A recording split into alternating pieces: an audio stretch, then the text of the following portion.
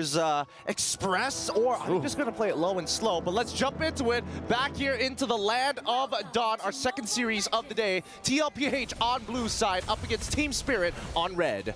All right, so we saw this before. Team Spirit have been going the Roger jungle. Last time, though, they stuck Hiko on the Ruby. This time, what I like to see, he's going to be on the Claude. For those that don't know, Hiko, he's a young kid. He's like 15, 16. Prodigy in his own right, still has time to grow. But when he was in the MCC Championship, this kid was working his behind off, and I want to see him pop off here. I think he does have some opportunity, but his team has to give him the space, and he's going to be going up against one of the best in the world in the gold lane, Benny Cutie, the man, the myth, the legend. Best in the world, definitely. I think that Benny Cutie in this type of position, especially when you're up against Hiko, he's going to play a very, relatively passive game, but Benny is different. He likes to get in your face even when he doesn't have the items, right? He's baiting out these mistakes, trying to keep you on your toes at every stage of the game.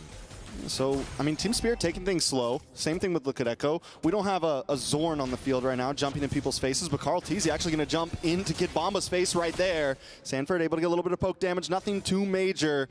Still back to a 30-second still turtle. Well, I think this is good specifically for Carl Teasy, because now without Kid Bomba having that flicker, he can't just get into the middle of the fight, go for the Daytona's welcome, and secure the neutral. Kid Bomba getting attacked again, though. They're bullying the EXP lane right now. Luckily, Sawo finally comes up along with Sunset Lover.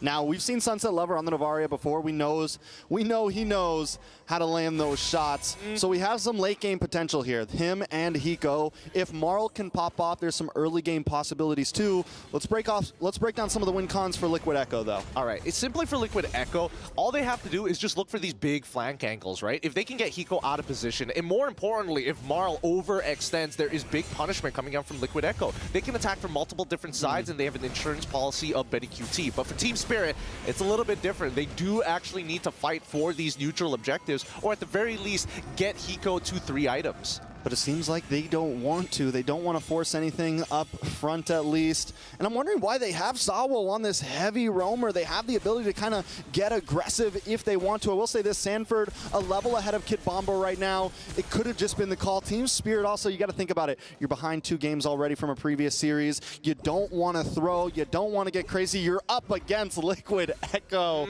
But what did Beloyski say? They got to come into this with confidence, man. They got to come into this willing to go for the 50-50 sometimes. I'm going to take it even further. I think Team Spirit need to be decisive, right? A lot of the times their indecisions cost them a lot of resources on the map. We saw this previously when they played, and now even today we're seeing that Team Spirit, at the very least, the matches that they have lost was, well, to a certain degree indecision, to a certain degree bad execution. But I think today, Team Spirit, if they're going to make some smart choices, I think for one, that mid lane must be clear. Sunset Lover needs to be able to get across the map, because right now, Carl Teasy has too much influence.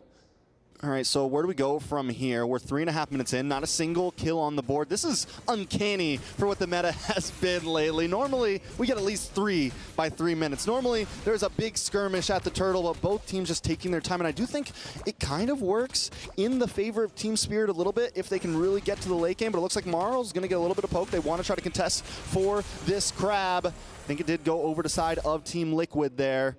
Marl at level 6. Carl Teasy level 6. I mean, things are at a standstill. They're pretty even in farm so far.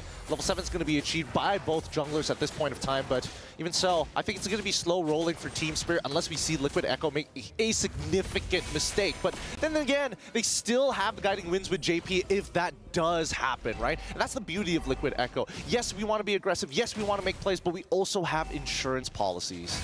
You know, another big thing that we haven't talked about is the Lu Yi is in the Land of Dawn right now. We saw it lose one time. Fireflux gave it up with confidence, and we're still able to win over it. Will Team Spirit be able to pull it off? Because even with that loss, Lu Yi, what, like 95% win rate, something like that? But Black Dragon does come out, going to zone away Kid Bomba. Carl Teasy still able to hold it down, able to take the turtle.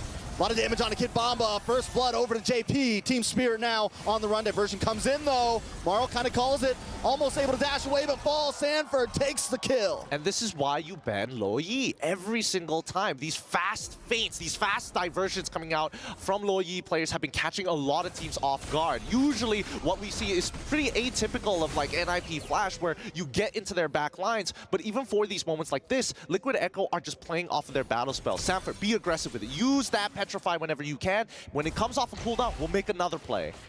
All right, so with that being said, we're finally seeing Sanji use the diversion. We're seeing the possibilities come. Team Spirit take a huge risk on game one, giving up that Lu Yi. What is the answer to it? It seems like they've been trying to stay tight, right? But the problem is you have Sunset Lover on this Novaria who's so far back, it's hard to stay tight. Yeah, I think Sunset Lover, it's okay for him to be pretty far out because I think he's going to have to use those Astral Echoes and just skill shots in general to open up this map safely for Team Spirit. You never know. Oh, Kid Bomba taking a lot of damage, able to get the Nom-Noms off. Will he be able to escape? Sanji gonna get pushed under the tower. Uh-oh. Also brought down to about 30%. Sunset Lover pulling up to help up. Looks like they're gonna be okay though. Does he land the shot? Oh, Sanji's still pretty healthy off of this. And maybe even a punish here. Sunset should be okay as long as Sanford doesn't do anything crazy. No diversion from Sanji, doesn't have it. This is getting a little, man, it's kind of frustrating because Liquid Echo, right now, they are breaking the tempo of Team Spirit because now Sunset Lover has to recall and he's